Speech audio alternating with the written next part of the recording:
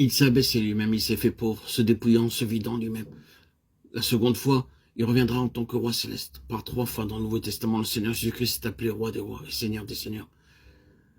C'est ainsi qu'il viendra, la seconde fois, accompagné de tous ses anges, avec toute sa gloire en tant que roi des rois et Seigneur des seigneurs.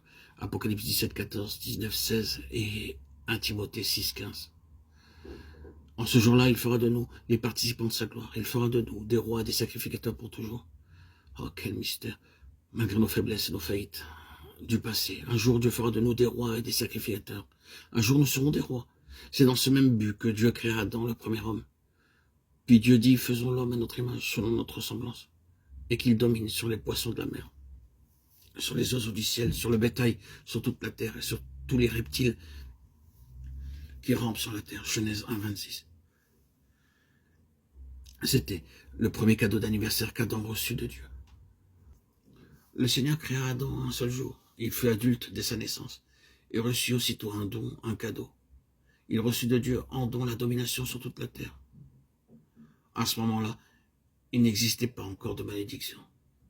Il n'y avait encore ni épine, ni ronce, ni souffrance, ni mort, ni peine, ni douleur. Sur cette terre merveilleuse, Dieu avait établi Adam comme son roi, afin de lui démontrer son amour. Dieu lui dit, mon cher fils Adam, je t'aime tant que je vais te donner maintenant ton cadeau d'anniversaire. Je te fais roi sur toute la terre entière.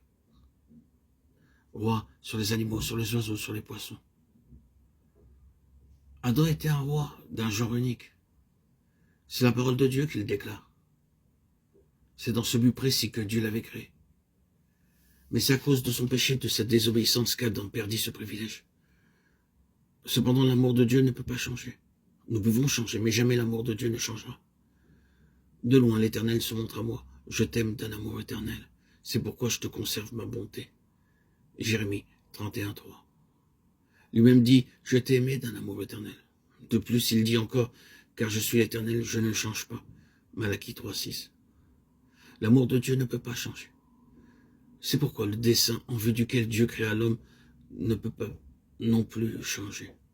C'est dans ce but que le Seigneur Jésus-Christ est venu sur la terre.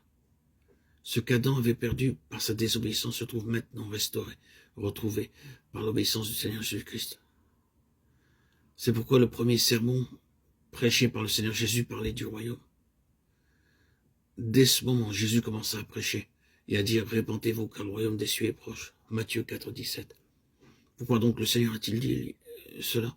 Ne crains point, petit troupeau, car votre Père a trouvé bon de vous donner le royaume. Luc 12, 32.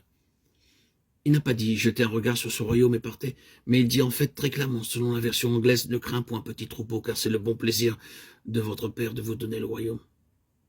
Ce qu'il donne, ce qu'il offre, c'est pour toujours, pour l'éternité. Il nous offre et nous donne la vie éternelle, ainsi qu'une sagesse éternelle, une gloire éternelle, une beauté éternelle, un amour éternel, une sainteté éternelle, un héritage éternel, un royaume éternel pour l'éternité entière. Et dans ce royaume éternel, nous serons des rois pour toujours. Vous exhortant, vous consolant, vous conjurant de marcher d'une manière digne de Dieu, qui vous appelle à son royaume et à sa gloire. 1 Thessaloniciens 2,12. Nous sommes appelés à son royaume et à sa gloire. C'est à quoi il vous a appelé par notre évangile pour que vous possédiez la gloire de notre Seigneur Jésus-Christ. 2 Thessaloniciens 2,14. Ainsi, au jour de son retour, nous serons rendus participants de sa gloire. En ce jour-là, il fera de nous des rois pour régner dans la nouvelle création, à condition que nous soyons des vainqueurs, qui soient dignes de ce royaume.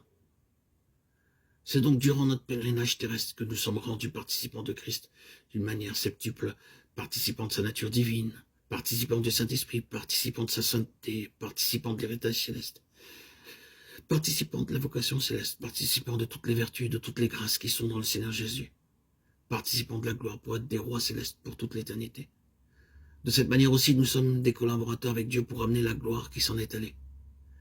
C'est pourquoi nous devons d'abord apprendre à être des vases, des instruments semblables à Anne, sachant comment prier, en discernant le véritable besoin de Dieu lui-même.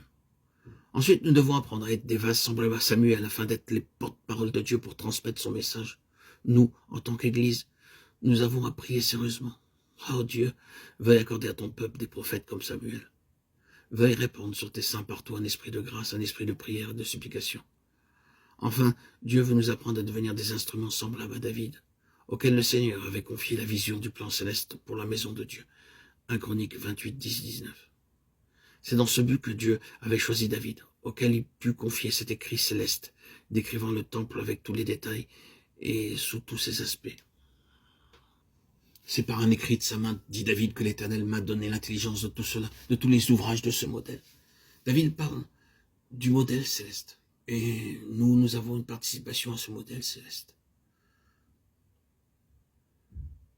Dieu, par la suite, a appelé, éduqué et préparé David à devenir son collaborateur dans son plan céleste. Nous aussi, nous pouvons devenir entre les mains de Dieu des instruments, des vases qui ressemblent à David.